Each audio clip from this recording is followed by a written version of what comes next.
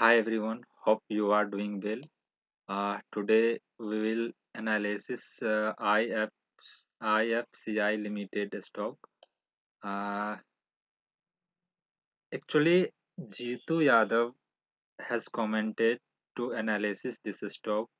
He has commented 8 to 9 stock for analysis.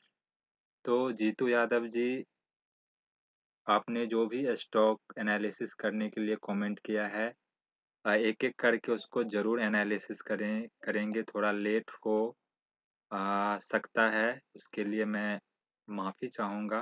But आपने जो भी कमेंट किया है, वो एनालिसिस ज़रूर करेंगे, या फिर और भी हमारे जो सब्सक्राइबर, व्यूअर्स हैं, जो कमेंट करेंगे एनालिसिस के लिए, ज़रूर कोशिश करूँगा उस पे वीडियो बनाने के लिए। और थोड़ा लेट हो, अलग की बात है।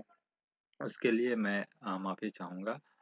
और दूसरी नंबर बात, एक आपको अपडेट करना चाहूँगा कि ये कोई रिकमेंडेशन वीडियो नहीं है, सिर्फ़ एजुकेशन और लर्निंग पर्पस के लिए है।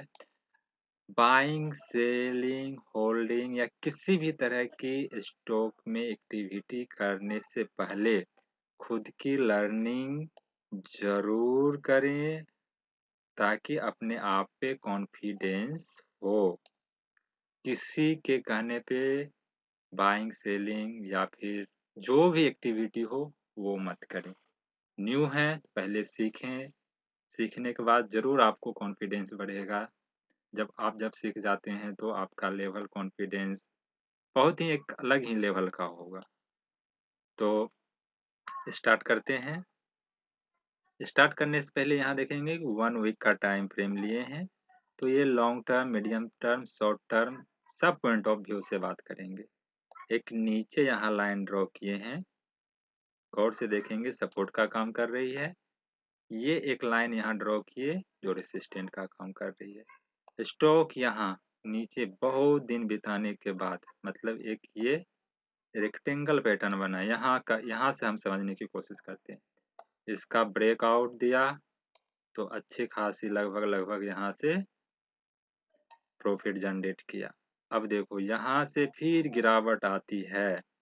अब क्या हम लोग बात करते हैं कि ये अब रेसिस्टेंट जो है अब क्या करेगा, सपोर्ट का काम। स्टॉक को शुरू से देखते हैं, ये सपोर्ट का काम करेगा ये। अब यहाँ से फिर स्टॉक गिरता है और डब्लू पैटर्न देखो यहाँ बनाता है। डब्लू पैटर्न बना के फिर स्टॉक जो है ऊपर जाने की कोशिश कर रहा है। मतलब ये वाला लाइन एक देखेंगे, ये रेसिस्टेंट का काम कर रहा है पहले। अभी यहाँ फिर यहाँ से गिरता है, अब ये क्या कर रहा है, सपोर्ट टेस्ट, फिर सपोर्ट टेस्ट, सपोर्ट टेस्ट, ऐसे ऐसे करके। मतलब ये रेसिस्टेंट को ब्रेकआउट नहीं कर रहा है, इससे नीचे ही रह रहा है। अंत में क्या होता है, ये सपोर्ट भी ब्रेक डाउन दे देता है और पहले वाला जो सपोर्ट था वहां आके स्टॉक फिर उसी रेंज में, नहीं बोलता है, इतिहास अपने आप को दोहराता है। देखो ये वाला जो यहाँ हुआ था, जो यहाँ हुआ था, वो अब कहाँ हुआ, यहाँ हुआ। इसका ब्रेकआउट दिया, रिजेक्शन लिया, फिर लगभग ये यहाँ तक का प्रॉफिट दिया। और ऑलरेडी पहले बताएं कि ये लाइन अब रेसिस्टेंट का काम किया, क्योंकि यहाँ एक बार टेस्ट किया, यहाँ टेस्ट करके फिर यहाँ गिरावट आ रहा है। तो गिरावट आ रहा है तो हो सकता है ये गिरावट कुछ इस तरह से यहाँ तक आए, यहाँ तक, यहाँ तक आके फिर यहाँ से ऊपर जाने की कोशिश करें, या यहाँ से फिर नीचे भी आ सकता है यहाँ तक, फिर यहाँ से ऊपर जाने की कोशिश करें, फिर कुछ इस तरह से यहाँ गिरावट आए। मतलब इस तरह से या तो यहीं से इसका ब्रेकआउट दे के ऊपर निकल जाए, या फिर यहाँ से गिरावट दे के फिर ये ब्रेकआउट निकल जाए। ये पैटर्न के हिसाब से इस तरह से सिनेरियो बन रहा है। तो ये 1 वीक के टाइम फ्रेम से कुछ इस तरह का बन रहा है। अब इसको समझने के लिए आते हैं 1 डे के टाइम फ्रेम पे। तो 1 डे के टाइम फ्रेम पे अब यहाँ इतना दूर में देखेंगे स्टॉक क्या कर रहा है।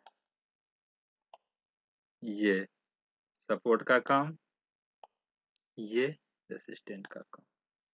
इसका ब्रेकआउट होता है गिरावट के साथ, फिर यहाँ से स्टॉक संभालने की कोशिश करता है, फिर यहाँ से धीरे धीरे गिरावट, ये सपोर्ट टेस्ट किया, अब ये सपोर्ट टेस्ट किया, फिर यहाँ से एक रेसिस्टेंट यहाँ टेस्ट किया, यहाँ टेस्ट किया, यहाँ से फिर धीरे-धीरे गिरावट। ये रेसिस्टेंस का टेस्ट करके हो सकता है फिर यहाँ तक गिरावट करे, गिरावट के साथ फिर यहाँ से ये यहाँ तक आए, फिर यहाँ तक आए, फिर इसका ब्रेकआउट दे, या फिर यहाँ ही ब्रेकआउट दे दे, या यहाँ ही ब्रेकआउट दे दे, या फिर यहाँ से गिरे तो यहाँ ब्रेकआउट दे दे, कुछ भी हो सकता है। तो सपोर्ट रेसिस्टेंट को देखते हुए जो पे मतलब इस लाइन का ब्रेकआउट जहाँ होता है, रिजेक्शन लगता है, वहाँ एंट्री का प्लान करेंगे। स्टॉप लॉस एक तो उसके नीचे दे देंगे या इसके नीचे स्टॉप लॉस दे देंगे। यदि यहाँ गिरावट आती है या तो कुछ क्वांटिटी ऐड करके इसमें बने रहेंगे या यहीं पे एग्जिट हो जाएंगे। अपने रूल नियम पे बने रहना है, या तो इसके नीचे आएगा तब स्टॉप लॉस देंगे, और स्टॉक के ऊपर विश्वास है तो गिरेगा, क्वांटिटी ऐड करते जाएंगे, नहीं तो अपना स्टॉप लॉस देके निकल जाएंगे। एंट्री की बात तो यहीं पे हुआ था। टारगेट की बात करें तो पहला टारगेट यही रखेंगे। देखो अब इसमें भी स्विंग ट्रेडिंग पर्पज से बात करते हैं। एंट्री स्टॉप लॉस 4 से 5% हुआ, आराम से निकल जाओ। नहीं तो टारगेट के हिसाब से पहला ये टारगेट रखेंगे, दूसरा ये टारगेट रखेंगे, फिर ये 1 वीक के टाइम फ्रेम है, इसका ब्रेकआउट रिजेक्शन होगा तब एक एंट्री का प्लान करेंगे, और जो पहले से हैं वो ट्रेलिंग स्टॉप लॉस कर करके इसमें बने रह सकते हैं। तो कुछ इस तरह से सिनेरियो बन रहा है, और चाहे लॉन्ग टर्म हो, short term, medium term, swing trading जो भी हो, तो एक बार फंडामेंटली स्टॉक को जरूर चेक करें। फंडामेंटली स्टॉक पर अलग से वीडियो बनाएंगे, डिस्कस करेंगे। तो ये सिर्फ चार्ट पैटर्न,